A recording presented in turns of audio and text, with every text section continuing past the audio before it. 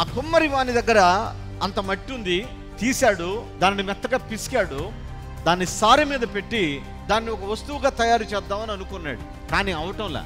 అదేమైందనంటే ఆ మట్టి ఒక వస్తువుగా చేస్తూ ఉండేసరికి సడన్గా ఇడిలిపోయింది.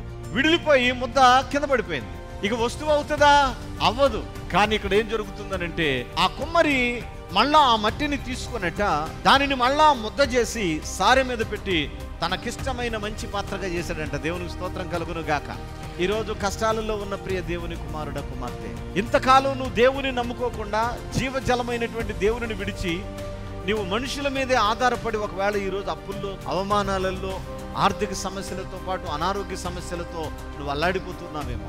కారణం ఏంటంటే నీవు ఇప్పటి వరకు దేవుని మీద ఆనుకోలేదేమో, ఇప్పటి వరకు దేవుని మీద నీవు ఆధారపడలేదేమో.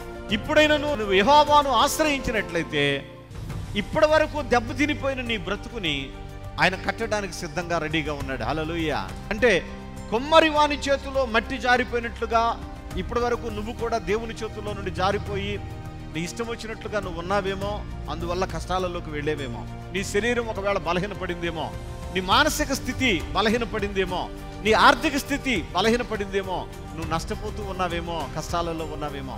నా ప్రభు అంటున్నాడు, ఇదిగో కుమ్మరి వాని చేతిలో మళ్ళా ఆ మట్టిని తీసుకొని ఎలాగైతే పాత్రగా చేశాడో, ఈరోజు నన్ను గనక మీరు ఆశ్రయిస్తే మిమ్మల్ని అలా దీవిస్తానని దేవుడు మీకు మాట ఇస్తున్నాడు.